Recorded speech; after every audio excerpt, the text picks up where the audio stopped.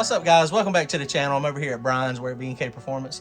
He is working on his hot rod. KillDozer's coming back to life. Let me show you what all he's got going on, and hopefully it'll be at a track soon. Go to turbojohnracing.com, grab yourself some merchandise, comment, like, and subscribe. Thanks, guys.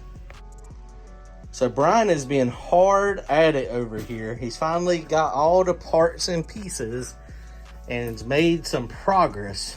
So this thing, hopefully, he's planning on taking it no prep racing this weekend, but they haven't canceled it yet. But the rain is not looking good for us. So anyway, so he's kind of slowed down a little bit. We're trying to get it together, but hopefully going to get this thing to the track soon. Probably the first outing, if we can find somewhere to test it next weekend. Now, he's made a lot of changes. Last year, he had a lot of bad luck.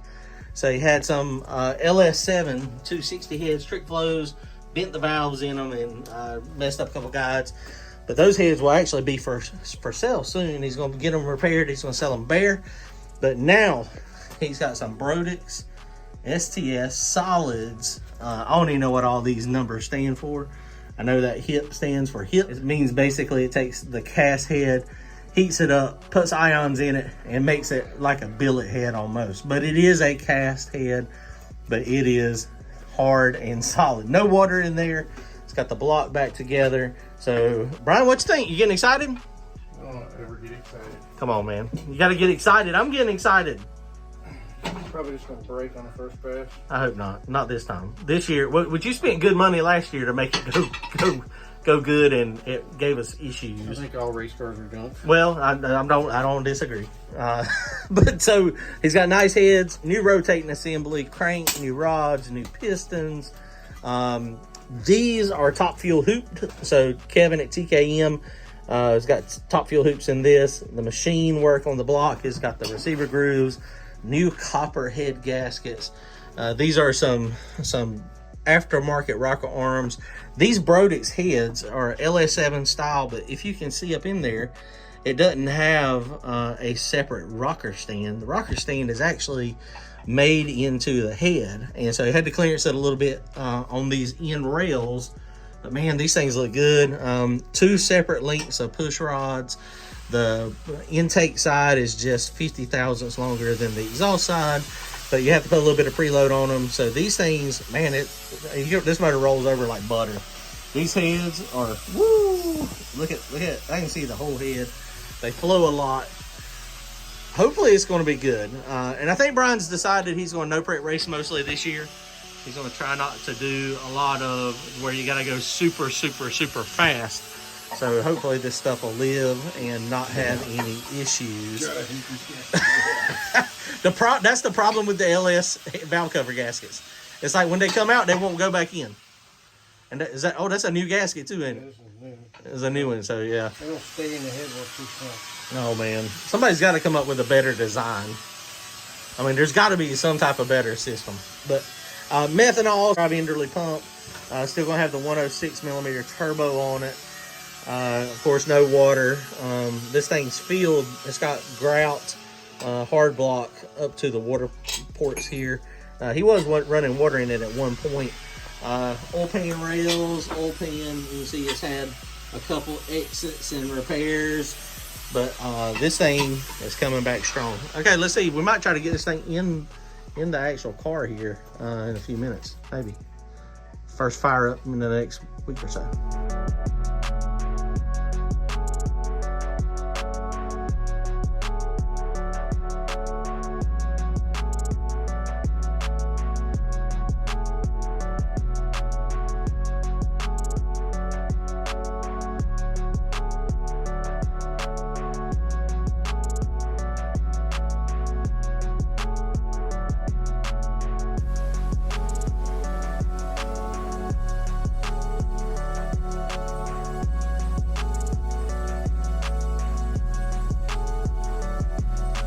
All right, guys, well, here you go. We're about to drop this thing in. Not going to get fired up tonight. He might fire it up tonight after I leave. But this thing is pretty tight on there. We just put the adapter on there. So you got to be careful when you put an adapter. You want to make sure that this thing spins easy on here. You also want to make sure you lube it real good. Just using transmission grease on this. I used to use anti-seize, but anti-seize it does kind of get a little sticky. So greased it up there. It's got a torque converter over there, some type of PTC 9.5. I don't know what the numbers are on it, but that's his no prep one that he's going to try this year. He had a Circle D in it, I think it was. That was a little tighter. But so here we go. He's got to find another bolt. Lost one of the bolts here.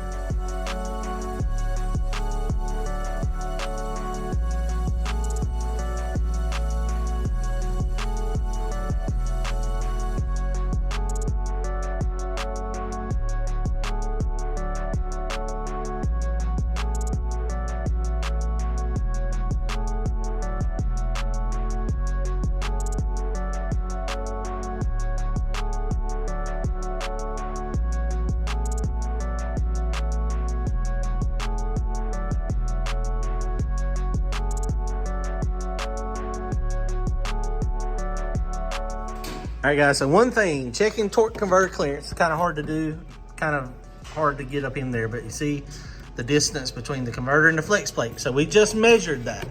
So it's very important. Each converter is different since this is a new converter. The easiest way to check this thing is to get feeler gauges and get them the right thickness, shove them up under there. Once you do that, you need to measure these and see what thickness they are together. This was 250 thousandths. So what we're going to do is we got 250 thousandths play. We're going to put a regular washer in there that's about 100 thousandths, and that'll give us 150 thousandths torque converter play.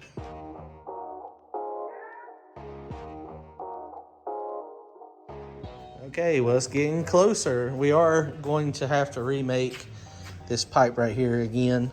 He had a different intake on it before with the heads that blowed apart. And so it was up higher instead of pointing down. So that's going to have to get remade.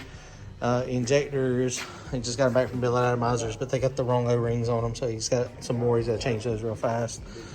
This thing's almost ready to crank. Might get cranked today, might not. It'll start working on fabbing this pipe up here. Then we'll weld this up. So yeah, man, it's getting closer. Oh yeah, that works good. Brian, this looks good. Yeah.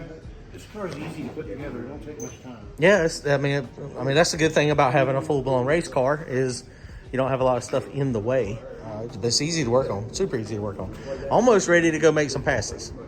All right, guys, well, that officially wraps up tonight. The injectors, we got to get O-rings. We've got to get the right LS-style O-rings to go on the injectors so they fit in the intake. Normal O-ring size is 14 millimeter, and I don't remember what these LS ones are, but it's just a tad bigger, and so it fits in the fuel rail fine because they're that size.